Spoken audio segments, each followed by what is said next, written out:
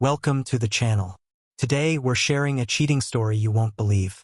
If you enjoy it, please like and subscribe. Let's get started. I hid in the corner, frozen, unable to process what I was seeing. Felt like my world had shattered. My wife of 22 years was on her knees in front of the living room couch with another man. And not just any man, her boss from Summit Planning. I had come home during lunch, thinking I'd surprise her. Hannah always came home around noon since her job was part-time. It felt like a cruel, cliché moment, the kind where a partner stumbles on the truth they never wanted to know. Well, that was about to be me, and I knew it. Oh, I should probably introduce myself. I'm Robert Hayes, 45, a financial planner at a local credit union. My wife, Sophia Brooks, 44. We're what you'd call an average couple, financially stable, and up until now, I thought we got along pretty well in all aspects, including the bedroom. As for me, I'm 59, my once thick brown hair has thinned over the years, but I stay in decent shape. Hannah, she's still beautiful, especially for her age, or at least I thought so. Apparently, her boss, Andrew Miller, agreed. 6'3", 245 pounds, and full of arrogance. What I was witnessing felt unreal. He had lifted her off the floor and positioned her on the couch. She was ready for him. I snapped another picture. These cell phones, they really do more than just make calls. The irony wasn't lost on me. The photos I took would serve as undeniable proof. Hannah's family had a long history of infidelity, parents, grandparents, the whole lot. When we got married, she made me sign a prenup. If either of us cheated, the other would get everything. She wasn't willing to risk repeating her family's past mistakes. It was always the men who cheated and the women who suffered. Well, Shed certainly flipped the script, and I had the evidence to prove it. For the record, I had never even considered cheating. I thought I was the good guy, but apparently that counts for nothing when it comes to matters of the heart. God, I was in so much pain, but not so much that I couldn't think clearly. My marriage was likely over. Our two kids, Emily and Liam, were away at college 100 miles from here. They'd be upset, no doubt, but life goes on. I'd have to break the news to them soon. I slipped out of the house unnoticed. I had to think carefully about my next move. The thought crossed my mind to confront them, but Richard could easily overpower me. He was massive. More than that, I was terrified of hearing Hannah say she didn't love me anymore. Suspecting it was one thing. Hearing it would destroy me. My marriage might be over, but I still loved her. I still needed her. I just didn't know what to do next. After leaving them to their illicit lunch, I handled some business back at work. I downloaded the photos onto my computer. I did some digging too. Turns out Richard had accounts at our credit union. I thought he did, but I wasn't sure until I checked. While I couldn't touch his accounts legally, I had a hunch that someone who'd betray a man in his own home probably had other skeletons in his closet. Maybe he was cheating on his taxes or scamming his business partners. Had already wronged his own family, after all. I would find out soon enough. I was determined to take Andrew Miller down, and I had a feeling I could do it. And then there was Hannah. I knew I would get everything in the divorce, but I was going to make sure of it. I secured our safe deposit box, where we kept one of the original copies of the prenup. Our lawyer, Daniel Parker, had the other. I also took care of some financial matters, transferring funds, canceling cards. I wasn't going to let them profit from this, and I certainly wasn't going to go down quietly. They'd have a storm to deal with soon. After work, I headed to the Oak Barrel, my go-to bar. Sitting there, I made a decision. I was going to try to save my marriage. I needed to know if Hannah still loved me or if this was just a one-time thing. Deep down, I knew it probably wasn't, but I had to hear it from her. 24 years together deserved at least that. I waved goodbye to Liam, the bartender, tossed a 20 on the counter, and left, ready to face whatever came next. I parked in the garage. I could smell the stew she was making, even in there. "Hi, honey," she said. "How was your day?" She seemed almost happy to see me. "A little rough, but okay, I guess." "Smells good," I said. She seemed pleased at my words. I guess if she was going to give herself away to another man, she wanted to make sure I was happy in other respects. Well, the game wasn't over yet. The next few hours would tell the tale. But all of that could wait until I had dinner. I did love her beef stew. Dinner was normal. We talked about our day. We made plans to go to Linda and Jack's anniversary party the following weekend. They were having it at the Oak Barrel, always a good idea, I thought.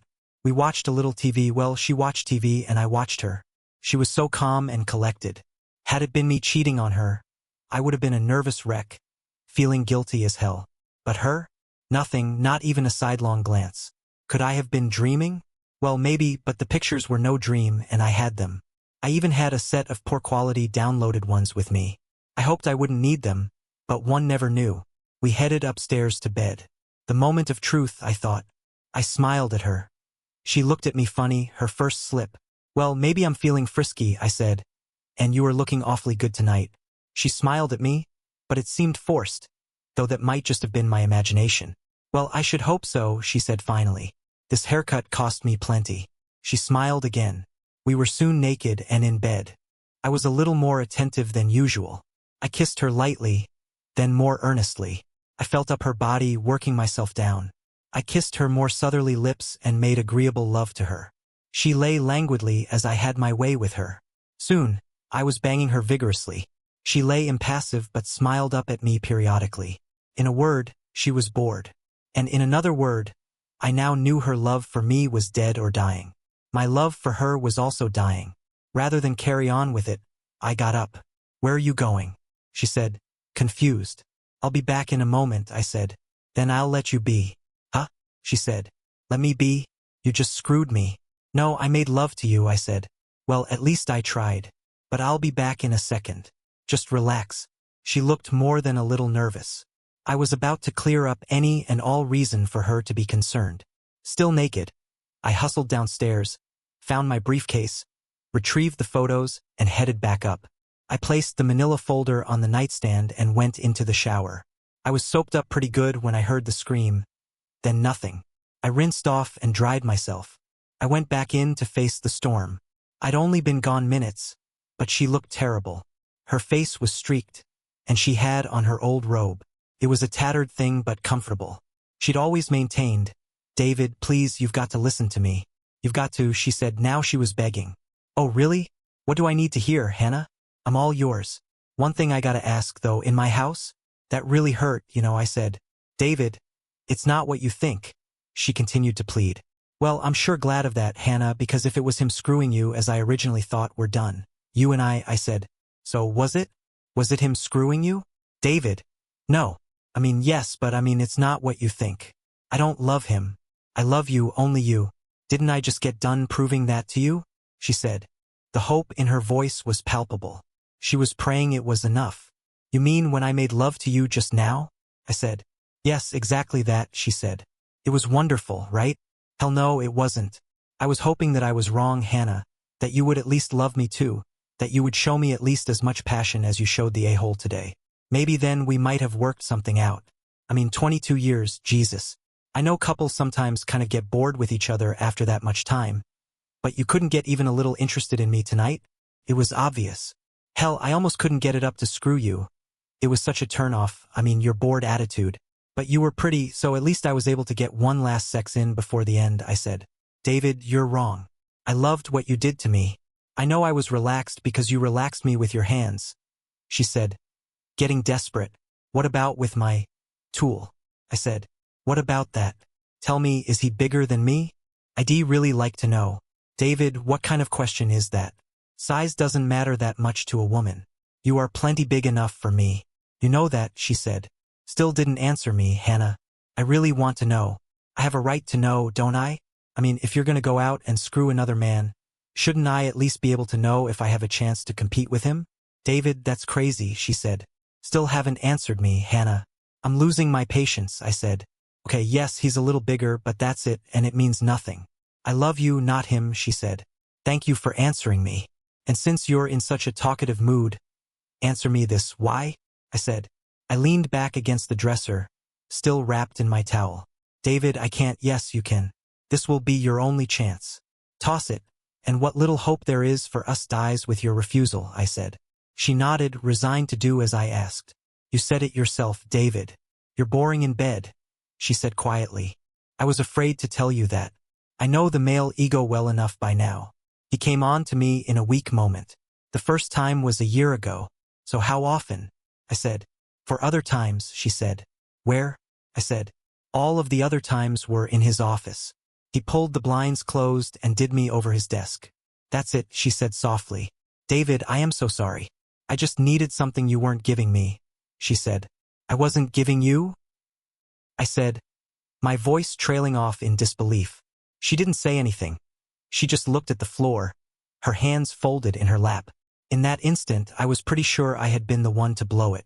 I didn't realize that she had felt that way. I hadn't realized that I had let my woman down. In a way, I had driven her to look elsewhere. It didn't excuse her. She should have talked to me, yelled at me, kicked my butt out, but she didn't. She screwed another man in our house instead. So what to do now? I had been going to kick her out right then, but I saw a sliver of hope for us. She hadn't lied to me. I felt sure of that. Could I forgive her? Could I trust her again? I began to pace the floor. I need time to think, Hannah. You move into Emily's or Liam's room tonight. We'll talk again in the morning. And Hannah? I said. Yes? She could actually feel the hope in her voice. This isn't over. And Mr. Colburn is not home free, no matter what.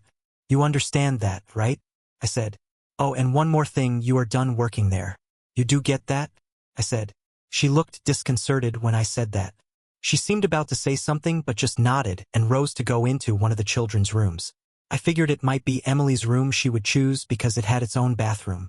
Liam always had to use the one downstairs. The morning would bring a whole new set of challenges. I'd be able to think of something by then. I already had a few ideas. She was up before me, and the coffee was made. It was a work day, but I was going to call in. We had things to do and a long day of decision-making ahead. She sat across from me, stirring the whitener into her coffee. So what now, David? She said. She could see I had a pad in front of me with some writing on it. She couldn't read it, of course. Nobody could. My scrawl was indecipherable to all but trained surgeons. First thing is, we drink our coffee, have a couple of warm rolls, and then we call our respective workplaces, I said. You're still going to make me quit? She said, looking up from her stirring. Is that a serious question? I said. No, I guess not, she said. Why? You still want to work there with your sex buddy? Tell me now and we'll go to plan B. I mean right now, I said. No, I just like the work. He and I will never speak again, no matter what, she said. I didn't say anything. I couldn't believe that she had actually asked me if she really had to quit. There were other travel agencies. Why was she so in love with that place? David, are you going to divorce me? Please don't keep me in suspense. I screwed up royally, but I want to stay married to you if you will let me, she said. No, I have decided that we need to try to get by it, but it will be on my terms, and some of the terms will not be pleasant. I will not stand for being a cuck. I love you, but I don't love you that much. No man would, I said. Okay, she said. The hope had now become something else, maybe gratitude. Our conversation was about half over before the phone rang. I got up to get it. It was Lover Boy. It's for you, I said. I got only her side of the conversation. Hello? Oh no, I know it's late. No, something's come up. I will be in later.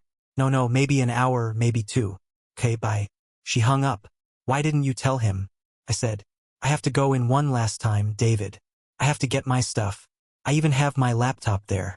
I intend to tell him then. Is that okay? I was fuming, but her computer was worth about $2,000, so I guess I had to say, okay. But you may be gone for no more than an hour. If you are, the doors will be locked when you return. Am I clear? I said. I had a plan. This could work out for me, her going in one last time. Thank you, she said. I will be back within an hour, I promise. Anyway, I guess I ought to go up and get cleaned up and dressed. I nodded, and she headed upstairs. My little micro-recorder was going to be in her purse. Could record for as many as 55 hours. What she said to him would be on it unless, by some accident, she discovered it. Her purse had numerous pockets and sub-pockets. I found a little sub-pocket that I was sure she would not be looking into, or at least I hoped, and stashed the recorder in it. She came down the stairs, dressed casually, not her usual formal workwear, and headed out the door. We didn't kiss. Well, she wouldn't be gone long. Her trip took an hour and 17 minutes. I decided to be lenient. I knew they hadn't had time to have sex, but they had had time to talk. That was one conversation I wanted to hear. You're late, but not by much. You okay? I said. Yes, I'm fine. I just feel funny. I mean, quitting like that, it was embarrassing, she said. Well, I felt kind of funny watching him screw you yesterday, so maybe we're a little more even now, I said. She looked sad. I had a bad feeling, but I wasn't sure why. I was able to get my recorder out of her purse when she adjourned to the bathroom a little bit after she got home. But I wasn't going to be able to listen to it until later when I knew she would probably go shopping at the supermarket. She left to do her shopping at 2 p.m. Her car was moving slowly down our street as I pulled the little device from my jeans pocket, rewound the recording, and punched play. There were sounds of the street and traffic. I heard her say to no one as she drove. She clearly was upset with herself and probably with me. The next few minutes were essentially silent until I heard her open her car door and get out. "Hello, Helen. Is Mr. Colburn in?" "Sure, go on in, Hannah. You know the way." Sounds of doors opening and closing followed. "What's going on, Hannah? Why did you sound so funny on the phone?" Richard said. "David knows," said Hannah. "He saw us yesterday, and he has pictures. He's making me quit working here as of now. I'm here to get my stuff and then I have to get right back. Right back. I'm on the clock." "Oh my God," he said. "What's he going to do?" "Are you and I finished, Hannah? I love you. I know you love me. What can we do?" "Does this answer your question?" I heard her say. "Huh? What are you doing?" he said. "Getting naked. But you have to do me fast and then help me pack so I can get back in time," she said. I listened a little longer to the banter and the sounds of him screwing her. I knew what I had to do. I pulled a couple of suitcases out of the closet and started throwing her stuff into them. I called a locksmith who was able to do a rush job. He was a guy the credit union used. He needed my support. I had her packed, though badly, and the locks changed in the 3 hours she was gone. It occurred to me that she could have met him while shopping, but I doubted that. The locksmith was just driving away when her car pulled in. She started to get out, but I held up my hands to stop her. I picked up the suitcases on the porch beside me and brought them to her. Her eyes got big. "What?" "Shut up and get out," I said. "You better go back to work. You're going to be needing your job." "David," I thought. "Not after what you did with him in his office today," I said. "We're finished. You're his lover, not mine. And you and I are done. Say hello to Mr. Big for me. Okay?" I was all but snarling at her. "Oh my God. How? You couldn't?" She was flustered, confused, frightened. "I was there," I lied. "Well, actually, I sort of was there." She looked at me as though what I said made no sense, and of course it didn't make any real sense, but I loved the fact that she was totally out of the loop. "David, if you really are kicking me out, I do need to get my stuff," she tried. "Make a list, and while you're at it, it might be useful for you to remember the prenup you made me sign," I said. "Call me tomorrow or the next day, and I will let you get whatever else you're entitled to." I turned and walked in. She was still standing by her car, shocked and flustered. I watched from an upstairs window as she put her bags in the car. Just before getting back in, she flipped me the bird. She had to know I was watching her. I flipped it back at her, but she didn't see me do it. The kids were seated around the dinette table, having been summoned home by me. "Yes, Dad, she did call us," said Emily. "She said you kicked her out, but that you had reason." Emily was our firstborn. She was 22. Liam, her brother, was 20. I smirked. "Reason?" I said. "I had reason. I called you guys here to let you know that your mother and I have irreconcilable differences.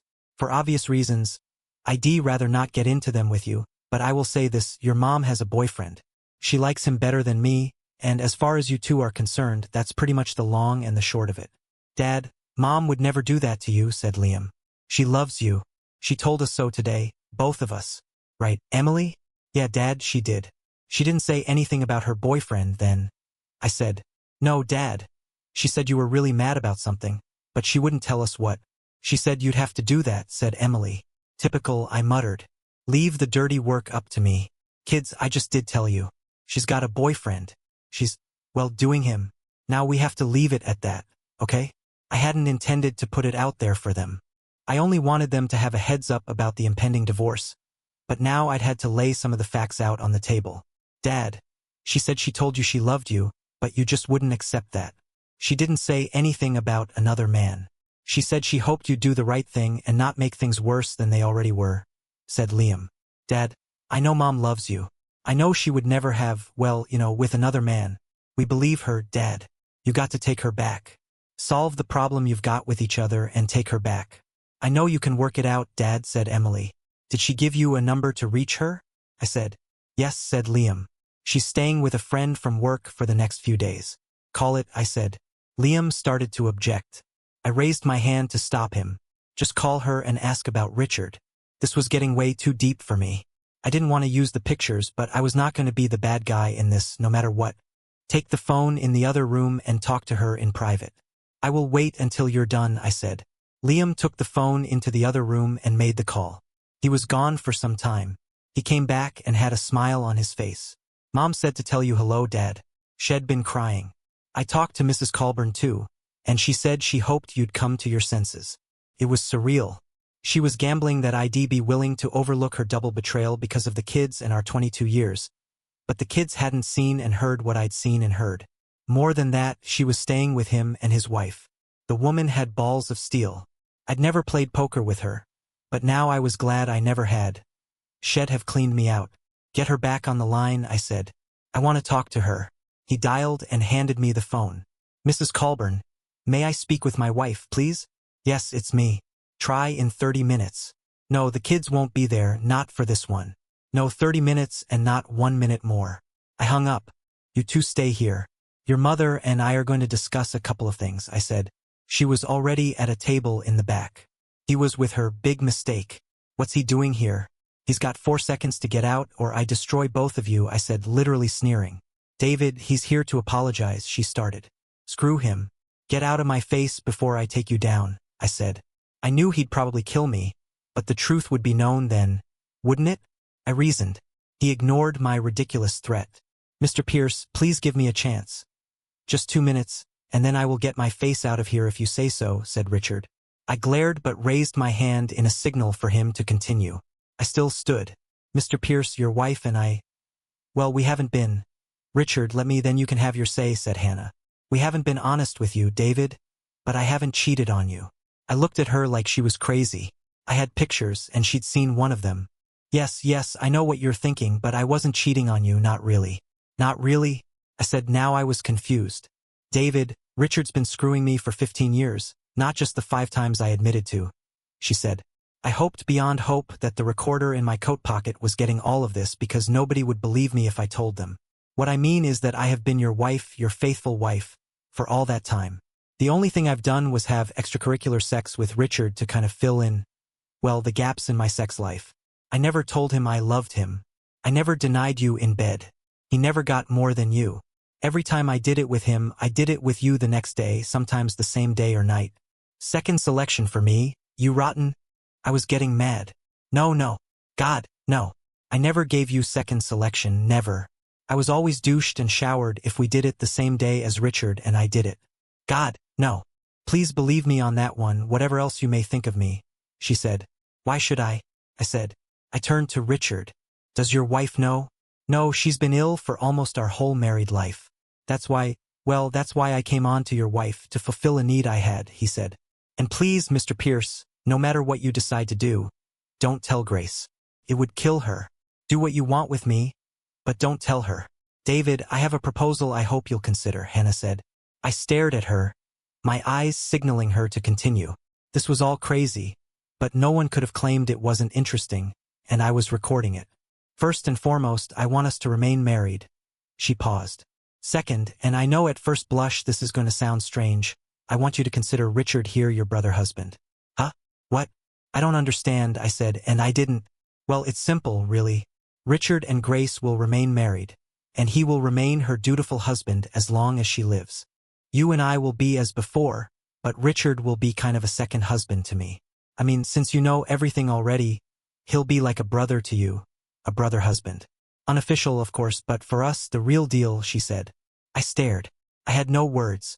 I couldn't breathe all that well. I took a shallow breath, and I must have flushed or taken on an indeterminate expression. Sounds good. Huh? She said. You're crazy. Both of you. We're done here. Please go straight to hell, I said. David, what are you talking about? I thought I made myself clear. I mean, shut up. I will not be your cuck and certainly not his, I said, nodding in the direction of Richard. I will not accept getting the occasional mercy sex just to placate me. Frankly, I deserve better than that. I deserve a wife, a real wife. I stormed out, leaving the two of them to talk it over. I pulled into the garage and the kids met me at the kitchen door. Well, said Emily. I'm divorcing her, I said. She met me there with her lover. She told me I had to accept him, but that shed let me have occasional mercy sex every now and then. I stretched the truth a little, but it was how I felt. Ask her if you don't believe me. Liam was already out of the room and pulling his cell phone to call her. I burst out crying. I couldn't help it. Emily came to me. Dad, she said, putting her arms around me. Don't worry, it'll work out all right. Liam and I are here for you. Hell of a thing, a man having to lean on his baby to get comfort in a bad time like this, I thought. It should have been my wife, not my kid. I was dying inside. Liam returned, looking at me sympathetically. She is with someone. He actually answered her phone. I don't know what to say, Dad. I'm sure Emily told you we're here to support you. We do want to help Mom too, but things don't look too good at the moment. I have to admit. Thanks, Liam. That helps, I said, wiping my eyes. We talked for some time about what I was going to do. I told them to expect a divorce and that it would be coming soon. There was no way I was going to be her willing cuck.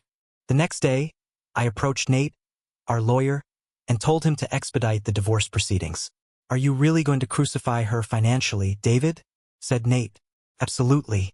She's the one who insisted on the prenup, and she's the one who screwed me over by screwing her boss and then daring me to accept it or leave. Well, I'm leaving. I want it done fast, public, and loud. Okay. You're within your rights. He'll have her essentially destitute by the end of the week. You know what to do at your end, he said. Yes, I do, and I'm going to enjoy the hell out of it, just like she did telling me the things she told me. I called in to work and took the rest of the week off. I needed to get everything handled by week's end. I wanted out of my sham of a marriage, and I wanted it sooner rather than later. She was served at her workplace 2 days later. She called me. So it's over. 24 years down the tubes, she said. You should know. You ended it, I said. How many other husbands do you think would have taken your offer of occasional mercy sex seriously? I don't think too many. You're good looking, but not that good looking. David, what's this about mercy sex? I love you. We would have made love just like always, maybe even more than before. God knows I feel I had a lot to make up for, hurting you like I did, she said. Exactly. You'd have done more because you felt you had to so that I wouldn't feel left out. Not because you wanted to, I said. That's the definition of mercy screwing, Hannah. You do know that, right? No, it's not. I wouldn't be doing it to make you feel better. Well, in a way I would, but mainly I'd be doing it to make sure you knew I loved you and only you. Look, can't we try to put this behind us? I'll do anything to make this right. I'm already looking for a job elsewhere. I have to stay here until I get one, but I will be out of there as soon as I can.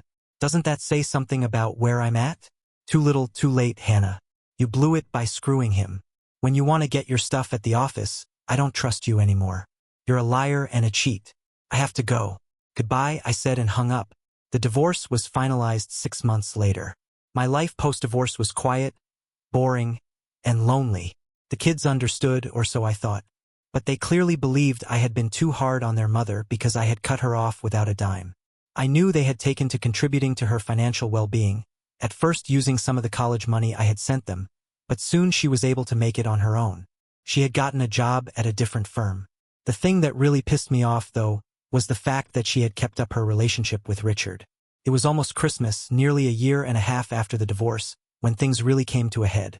I had avoided seeing or even hearing anything about my ex for the entire time since the divorce. The kids were under strict orders to tell her nothing about me, nor did I want to hear anything whatsoever about her. They went along with it well until that Christmas. Dad, said Emily softly, I am graduating next month. Just 33 more days, and then Matt and I are getting married. My eyes popped open, and the smile on my face seemed to please my daughter. I knew about the graduation date, of course, and had been planning on attending. I was a little nervous about probably seeing my ex there, but it was one of those can't-help-it things that divorced people just had to deal with, I supposed. Honey, that's great. When's the event? I asked. The week after I graduate, Daddy, she said. Mom's going to be there too, at the wedding. Is that okay? I know you don't want to see her, but this is kind of a special day. Yes, and I expect she'll be at the graduation ceremony too, I said. I had to laugh. Of course, I won't have a problem with that. Tell her that. Tell her I won't even mind if she shows up with him. Daddy, he's not that bad. I wish you wouldn't keep calling him that. There's water under the bridge. Okay? She said. Okay. I can put up with him for one day. I promise to behave, I said. She relaxed a little but then started to fidget. Honey, I said. Dad, I have a big favor to ask of you, said Emily. I narrowed my eyes. This didn't sound good. Okay. Dad. Mom feels left out of my life. Liam and I spend a lot of time with you and hardly any, at least in comparison with her, said Emily. Really? Yes. And, well, she asked if maybe it would be all right with you if Mr. Colburn walked me down the aisle, she said cautiously. The shock was so sudden and so thunderously hurtful that I could barely talk. I choked out my words. She is asking if the man who took her away from me should do my job? Well, not really, Dad. He will never take your place in my heart. Never. It's just that Mom feels so left out. So much less since you divorced her. I said I would ask you, you got everything in the divorce. She didn't get anything. She just wants some little thing to kind of make her feel a little more like, well, our mom, said Emily. I have to go. I have to do some things, I said, my voice faltering. The divorce was bad, but this was the worst thing that had ever happened to me. Daddy, please. I stood and walked out, then walked faster and finally ran. She was saying something, yelling something, but I was running, literally running, from her. I could hear her voice in the distance, but I kept going. My stomach was in knots. In that moment, I knew my ex-wife had won.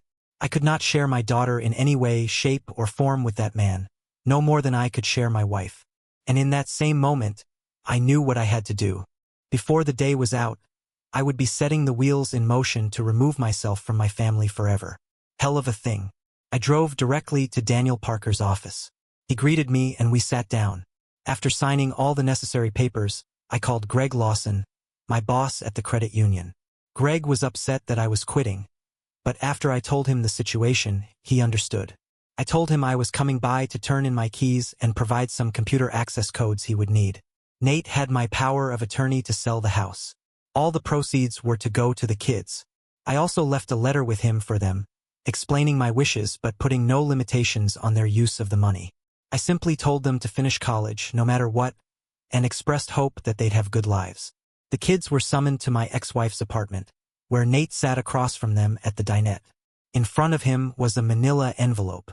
Kids, I'm here representing your dad, said Nate.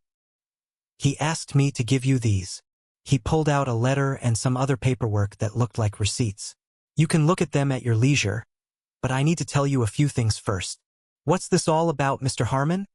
Said Liam, looking about as worried as he actually was. Your father has left town for good, Nate said. He asked me to tell you he loved you both and wouldn't stand in your way or cause you any more heartache than he feels he has already caused. Nate looked at Emily. Emily, I've known you and your family all your life. Your dad just could not bring himself to upset your wedding. He also couldn't bring himself to share you with the man who cucked him and took away his wife, so he opted to take himself out of the picture. He wishes you well and prays your marriage will be wonderful and lifelong, unlike his own. What the hell? Screamed Emily. He's gone without a word, gone? Mr. Harmon, you have to help us find him. This is all wrong. We just thought that, Mom thought. Liam? Nate continued as Emily broke down. I have no knowledge as to your father's destination. The house. There must be a clue in the house, said Liam. The house is cleaned out, Nate replied. Everything is gone except the furniture. He left instructions with me to give all of that to your mother. I'm expediting the sale myself, and the proceeds are to be divided between you. It's all in the letter he gave you. Everything is yours, no restrictions. The sobbing began in earnest, even from Liam. The lawyer let himself out quietly, leaving the children in their grief. Sophie sat across from Emily and Liam, her look drawn and distant. I am so sorry, Emily. I didn't think your dad would do something like this. I was just hoping the bitterness he felt for me and Richard might melt a little if we could be, maybe, a little more like a family again. I guess I messed up. Well, hell, it wouldn't be the first time, would it? Mom, Dad has never gotten over the breakup, Emily said, her voice breaking. He thought he had to go through with the divorce, and he's still bitter. It wasn't just you finding someone new. He had some crazy notion that you were trying to make him happy to be cucked by you and that you actually wanted him to share you with Richard. I know it sounds crazy, but he believed it. His thinking was all crazy and mixed up. I should have seen this coming. I'm studying psychology, for crying out loud. Sophie began to cry. The children tried to comfort her. Mom, about the wedding, said Liam. You're right. Richard will not walk Emily down the aisle. If Dad ever returns, or if we can find him, we won't have to explain how he was replaced in his duty. I'll walk Emily down the aisle. Okay. Sure. I will be honored. If it's okay with you, sis? Liam said to Emily. She nodded in agreement, wiping her tears. This was supposed to be the happiest day of my life, she whispered. Honey, I know your dad, said Sophie. He wouldn't want you to change anything. He'd want you to be happy. The year since the wedding had been one of rebuilding for me, rebuilding my life. I had made a few new friends in Mexico, where I decided to settle. I had all the money I needed to start fresh and was finally finding some peace. I had originally considered moving to California, but in the end, I gambled and went south instead. The village I chose, Cedar Bay, was on the Baja Peninsula, below Valencia Cove. It was mostly a collection of vacation homes for upper-middle-class Californians. My place was a modest 3-bedroom unit with all the necessities. I planned to be a year-round resident. The extra rooms allowed me to work part-time, tutoring high school students online. Kept me busy and gave me a purpose. I wasn't even 50 years old yet, after all. I wasn't ready to retire completely. One day, I was sitting on my newly built veranda with Carlos, a local carpenter and friend who had helped me renovate the place. You did a great job, Carlos. I love this porch, I said, taking a sip of my beer. My pleasure, senor, he replied. He knew my name and I had asked him 50 times to use it, but I was always going to be senor to him. I raised my bottle to him and we tapped bottles. Any news from your family, senor? Carlos asked. No, Carlos, I replied, throwing his formality back at him with a smile. And I probably never will again. That is not so good, senor, he said. A man needs his family. They need their father. It is not so good. You're right about that, my friend, you're right about that, I said, feeling the truth of his words. It was a warm afternoon when a car pulled up on the road below my veranda. I saw someone get out and look toward us, shading their eyes with a hand. The person got back into the car and drove toward the house. To my surprise, the vehicle stopped in front of us, and a man got out. He was wearing a broad-brimmed hat, the kind tourists pick up at roadside stands, and it nearly obscured his face. He looked up, and my surprise turned to recognition. Matt? Mark Sutton? What are you doing here? I said, standing up. I've got news, David, and you have to listen, he said. Oh, and get me one of those beers. It was a long drive. I reached into the cooler and grabbed him a bottle, popped it open, and handed it to him. Come on up. Have a seat. I was curious, but my initial satisfaction at seeing an old friend was overwhelming. We settled in with our drinks. Your daughter, David, Matt began. Emily has given birth to twins, a boy and a girl. I lost all composure. My face went blank with shock, and my bottle froze midway to my lips. Twins, I said, my voice trembling. That's wonderful, but there was no joy in my tone. How's Emily? She's doing well, busy, as you can imagine. She suspected I knew how to find you and came to me. She wanted me to give you this. He handed me a letter. David, I was at a conference in San Diego and decided it was time to come down and see how you were doing. I took the letter from him, my hands shaking slightly. And how's Hannah? I asked quietly, almost regretting the question.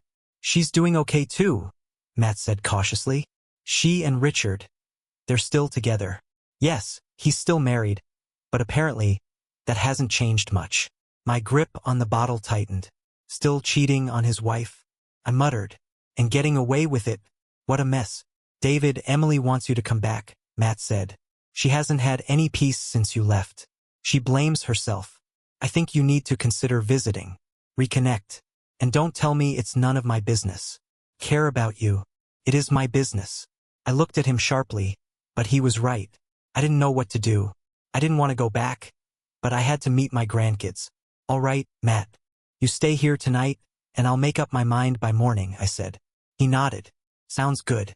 I didn't want to drive back to LA at night anyway. Thanks. We toasted the last rays of the sun and called it a day. I read Emily's letter later that night, and with each word, my decision became clearer. I had to see my namesakes. The letter from Emily read, Dear Daddy, I am so sorry for upsetting you like I did. I guess I just didn't realize how important walking me down the aisle was to you. I was stupid. Okay? Mom is sorry too for suggesting it. Daddy, I need you to come back. I am begging you on my knees. Really? Please come back, Dad. I need a kiss goodnight. Oh my, I don't know what I mean, just come back to us. For the record, Aaron walked me down the aisle. Your grandbabies are beautiful. I know you'll love them, and they will need their grandpa too. Their names, so you'll know, are David and Daniela. Love, your Emily. That last part did it for me. They had named one of the twins after me. I had to see my namesakes. There was no way I could stay away any longer. The next day, Matt and I flew back together with first-class tickets. He talked about what had been happening back home, filling me in on details, but I only half listened. My mind was focused on seeing my daughter and meeting my grandchildren. The moment we landed, I felt a mixture of excitement and dread. I hadn't been back in nearly 2 years. Emily picked us up from the airport, and I hugged her as if I hadn't seen her in a lifetime. She was already tearing up before she even spoke. Daddy, I'm so glad you're here, she said, her voice trembling. I missed you so much. I missed you too, Emily, I said, my throat tightening. Where are the little ones? They're at the house with Matt, she replied. I wanted us to have some time first before you met them. She looked at me with a mixture of anxiety and hope. Is that okay? Of course, honey. Whatever you need, I said, trying to hold back my own emotions. We drove to her house, and as we pulled up, I saw Liam standing on the porch with a baby carrier in each hand. He waved, and I felt a pang of guilt for abandoning them. Hey, Dad, he said as we stepped out of the car. He embraced me, and I felt a lump in my throat. Liam, I managed to say. It's good to see you, son.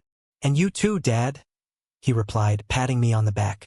We went inside, and there they were, 2 tiny little babies in a double bassinet, swaddled in matching blue and pink blankets. My eyes misted as I approached them.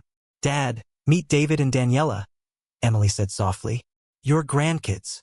I couldn't hold back any longer. I bent over and kissed each of them on the forehead. They were so small, so precious. They're beautiful, I whispered. Just perfect. Emily handed Daniela to me, and as I held my granddaughter, a wave of love washed over me. I looked over at little David, and Liam gently picked him up and placed him in my other arm. I stood there, holding both of them, overwhelmed by a feeling I hadn't experienced in a long time, joy. We sat together for hours, talking and catching up. I learned about everything I had missed, and they told me about all the changes in their lives. As the day turned into evening, I felt a sense of peace that I hadn't felt in years. I had come home. The next day, we went out for a celebratory lunch. Liam had come down from school for the occasion, and Emily had taken a few days off work to be with the family. As we sat down, Emily cleared her throat. Dad, there's something we need to talk about, she said, a bit nervously. I looked at her curiously. What is it? It's Mom. She really wants to see you, Emily said. She's been trying to reach out and, well, I know things are still complicated, but I thought maybe, just maybe, you could talk to her. My face darkened slightly. Emily, we've been through this. I'm not sure what good it would do. Please, Dad, just hear her out, Emily pleaded. I think she really regrets what happened, and she just wants a chance to make amends. Liam nodded in agreement. Dad, you don't have to forgive her if you don't want to, but maybe talking to her could bring you some closure. I sighed, feeling conflicted. It had been a long time since I had spoken to Hannah, and I had no idea what she could possibly say that would change anything. But then again, maybe it was time to finally close that chapter of my life. Okay, I said reluctantly. I'll talk to her, but don't expect too much. Thank you, Dad, Emily said, visibly relieved. We arranged to meet at a coffee shop in town. I arrived a little early, my nerves building as I waited. I hadn't seen Hannah since the divorce, and I didn't know what to expect. A few minutes later, she walked in. She looked almost the same, though there was a touch of weariness in her eyes that hadn't been there before. She spotted me, and we exchanged an awkward smile. Hi, David, she said, sitting down across from me. Hannah, I said, nodding. There was an uncomfortable silence. Finally, she spoke. I know I'm probably the last person you want to see, but I needed to talk to you. I owe you an apology, in fact, she began. I've had a lot of time to think about what I did, and I know that I hurt you in ways I can never undo. I stared at her, unsure how to respond. Why now, Hannah? Why after all this time? Because I realized what I lost, David, she said, her voice breaking slightly. I know I was wrong, so wrong, to expect you to share me with Richard. It was selfish and thoughtless. I should have fought to fix things between us instead of dragging you into that madness. I wanted to say I'm sorry for everything, for betraying you, for hurting the kids, for everything. I took a deep breath, letting her words sink in. Well, I'm glad you finally see that, I said quietly. But an apology doesn't change what happened. I lost a lot because of you. I know, and I'm not asking for forgiveness, she replied. I just want you to know that I understand now. I'm not with Richard anymore, and I've spent the past year trying to rebuild my life, just like you. Her admission caught me off guard. You're not with him? No, she said, shaking her head. His wife found out. It was a mess, and honestly, I think it was a mistake from the beginning. I'm trying to move forward now. I felt a strange sense of relief hearing that. I didn't come here to dredge up the past, Hannah, I said. I came because Emily asked me to. She wanted us to find some way to move on. Can we? She asked softly. Can we move on, David? I don't know, I admitted, but I'm willing to try for the sake of our family. That's all I can promise.